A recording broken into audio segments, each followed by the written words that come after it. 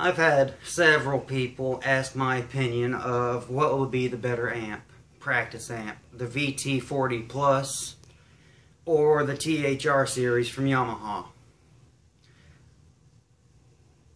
Before I answer that straight out, I've already done some tonal reviews for the Vox VT40, and I'll tell you a story that I had with that. I was playing mine, and while playing it, I had the power section pushed about halfway. Well, it shorted out to the frame, the metal frame that everything was built on, and completely fried the circuit board, the circuitry. Secondly, in the power section of the Vox, the reason you get that extra 20 watts is because in the power section it uses a 12AX7 preamp tube. The 12AX7 preamp tube is not a power tube, and that is not what it is supposed to be used for.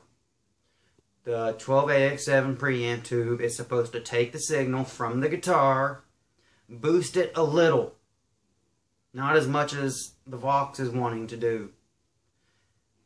Make the signal just perfect, and then the power section takes over, be it KT66s, 6L6s, EL84s. There's so many different power tubes out there. Now, with the THR series, it is all solid state, so you don't have to worry about blowing a tube if you push it too hard or overheating or anything like that. Also, one great thing about this is it works without, here's the power plug, and you can actually see in the back it's not plugged in. It goes right here. I'll even show you. It's unplugged. And watch this. It still comes on. So that right there shows you very portable. It uses 8 AA batteries. They go in down here. The only downside to that is you can only push it so hard. You can't get extremely loud, but you can take it anywhere. Second, it has a built-in noise gate and a compressor. In order to get to that, you have to use your computer, and it has a USB input, and you have to download the software from Yamaha, and you can actually get to that section. I believe this is third. You can record using this amplifier. It actually has a signal out, and you can use any audio software to record your music. But just for this video, oh yeah, it is stereo, so not only can the auxiliary section be used to play along with your favorite music, you can also use it alone just to listen to your music via phone, MP3 player, CD player if you're still into that stuff. I mainly use my phone because it has a very good MP3 player built into it. The guitars, I'm going to use 3 guitars to show the tonal capabilities of this. First up, we are using a Dean Exhibition Ultra. Acoustic. This is the one that has the USB output. It's only 3.5 inches deep. Has an electric guitar neck, so the neck's really thin. And I'm an electric guitarist, so this was a dream guitar, basically. So here's some sounds from it.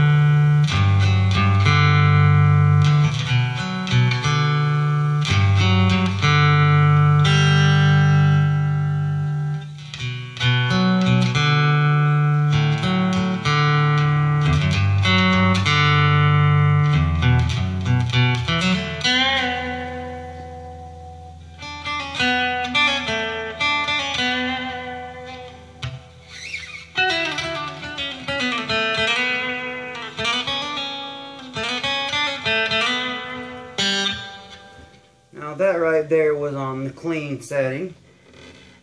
The THR10 and the THR10C actually comes with an acoustic setting. This one comes with power, power 2, brown, no, power 1, power 2, brown 1, brown 2, southern high, clean, bass guitar, and completely flat. Also,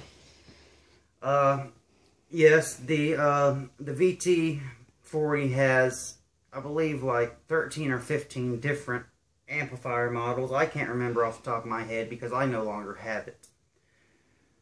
But what is the point of having it if each one is only mediocre? If you play classic rock, get the THR10 Classic. If you play hard rock, heavy metal, get the thr10x, which is the heavy metal, the one I have. And then you also have the THR10, which is sort of like in the middle. And I think the Classic and the regular 10 has an acoustic setting for acoustic guitars. This is for high gain, so it really makes no sense for them to put acoustic on a high gain. Now, the second guitar I'm going to be using to demo this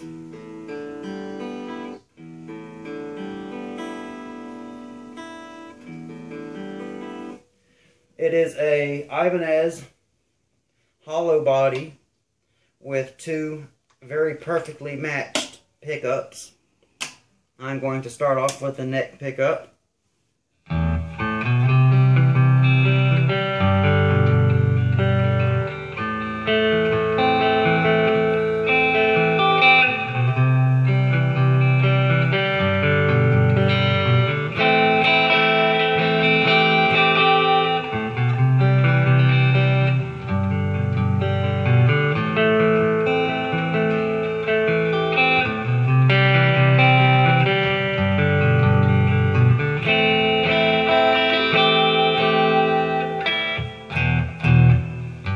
That's the neck pickup from this. Here's the bridge.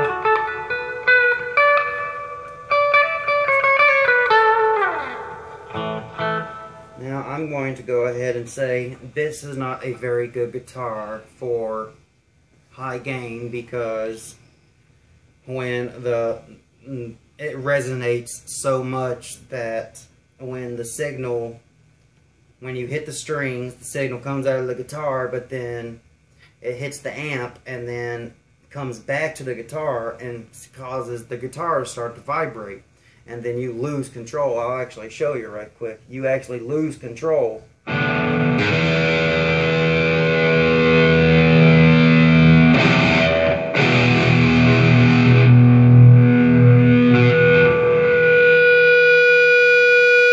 See, a lot of feedback. That's what happens with hollow bodies because it is basically an acoustic guitar with pickups on it. So that was two passive pickups.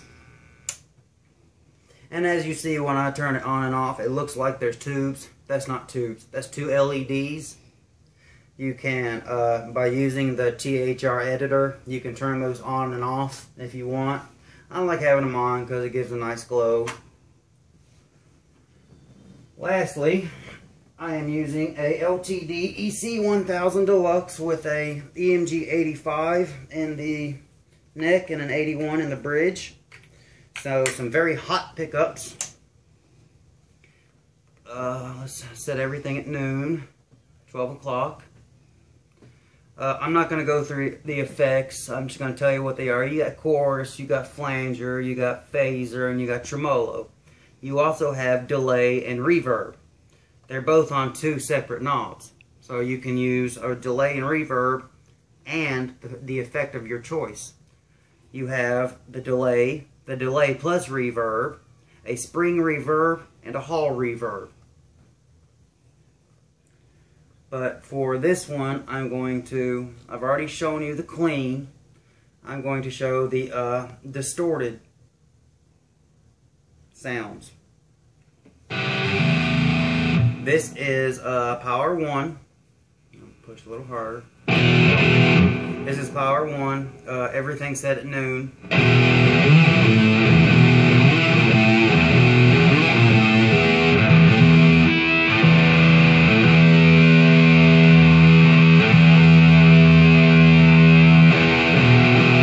Actually, I had to turn the treble up some so it didn't sound so muddy.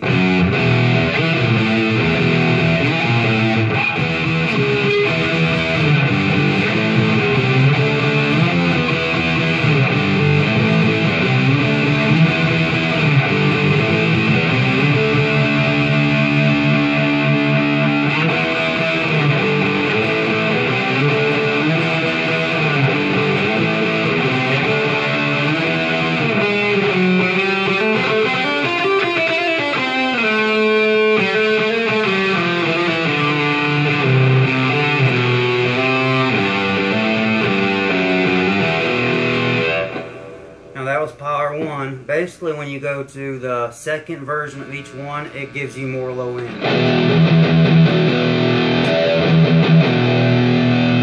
the bass up.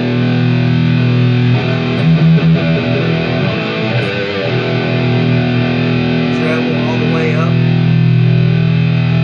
Middle at 3 o'clock.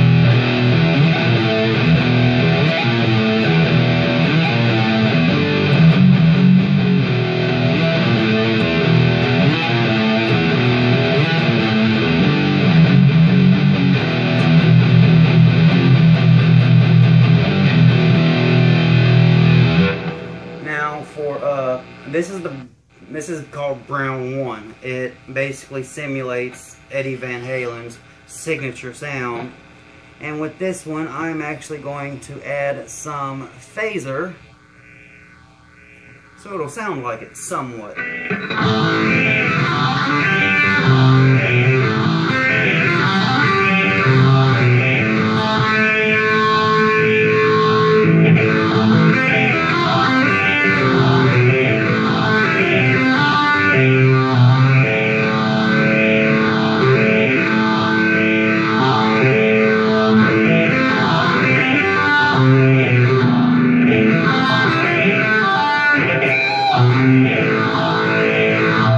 Touching anything, I'm going to show you. That's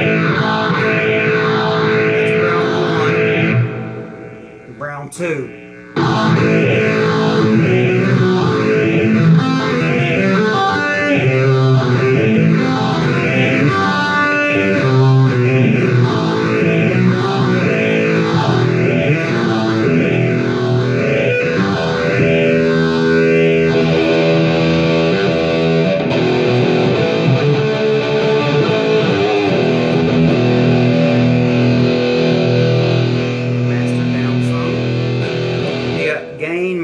Bass, middle, treble, effect, delay, reverb, your guitar volume, and your auxiliary volume. So you can turn the guitar all the way down and turn the USB. Yeah, that's also controls the USB for when you're recording using it. Lastly, you have the Southern High, which is my favorite. With this one, you turn the bass all the way up, the middle all the way down, and the treble all the way up. Gain all the way up, master about 12 o'clock.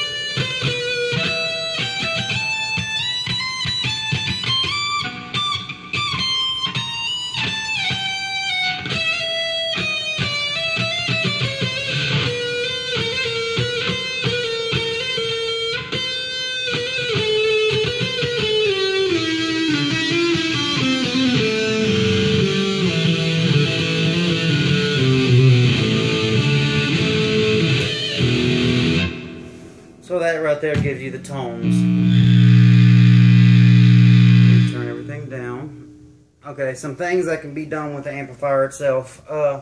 If you're going into your DI box or whatever software you're using, it is a stereo amplifier. It has 2 speakers. If you hold this down, it looks like the tuner is going to come on, but then that little sharp comes on. It looks like a pound on a phone. That cancels the stereo.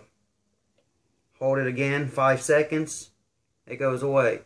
It also has a built-in tuner. It also has the ability for 5 presets of your choosing. The master is mainly the channel volume. It's not a master. The master should be over here. But like I said, the Vox, if you're going to go for a Vox amplifier, go all tube or don't even. I mean, I know some of them are good, like the AC series. Those are very good, and they use the Valvetronics, but the VT is sort of an entry level into using tubes, aka valves, for you English people and you European. Not talking bad, don't mean any offense, so don't take it badly. But I've basically been questioned which guitar will be better. You have the thr10x, you have the regular thr10, the thr10c, which is C stands for classic. And those two actually have a setting, like I said, for an acoustic. It also has a headphone jack. It's a 1/4 inch. I have my 1/4 inch to 1/8 inch plugged in and put in it right now. So, but that really, the great thing about this amplifier is, and all the THR, is you can play it in your bedroom and have the same great tone, but at really low volumes. So, before you go buying one, make sure you know what you're buying, what kind of sound, because, like I said, what is the point of having 13 or 15 presets if they're mediocre when all you need is, like me, I play mostly heavy metal, hard rock, with a little bit of classic rock, so the Power 1 and the Brown 1 and Brown 2 work great for me.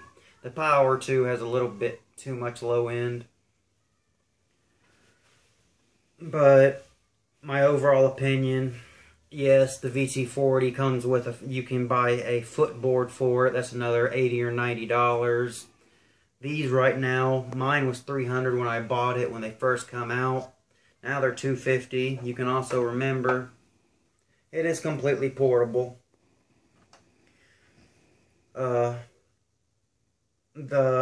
The Vox VT40 is about $280 depending on where you buy it from. So, my honest opinion, if you're going to buy a practice amplifier, buy a good quality practice amplifier that not only recreates all the good tones, but you can also record with it if you choose to record. So, this was a very impromptu video. I didn't set up like I did for others. You can see I'm actually in my bedroom because that's where I use this amplifier, in my bedroom. So yes, I am on my bed. So, when you go to make your choice, make sure you know what you're choosing. The Yamahas are so much better than the Vox, in my opinion. The biggest thing with the Vox is any of the high gain channels. Yes, you do have the ability to go through all those different effects, 2 knobs for all the different effects, but with the high gain you have to use the treble boost to get rid of the muddiness. So that limits you to only one set of effects. You don't have to do that with this one. And that's really all I can think of. If you have any questions, feel free to ask me. I know I didn't play the best. I haven't been awake all that long. I haven't practiced. I haven't warmed up. Very impromptu video. So, as a musician, instead of talking down to other musicians, encourage them. Give them something to strive for. Don't tell them, oh, you suck. Because that's only going to make them think, oh, why the hell am I even trying this? I've had many people comment on my stuff and say that I suck. Well, yeah, at one point I did suck. But that's what practice is for. Practice makes perfect. Just don't try your best not to talk down to your fellow musicians. We're all musicians. We all have the same love for creating music, recreating music in some ways by replaying the same stuff that we hear on the radio, we hear on our CDs, our MP3 players. So, honestly, as a musician, I would think if you're going for a practice amp, go for the THR series, because you cannot go wrong with it. Peace.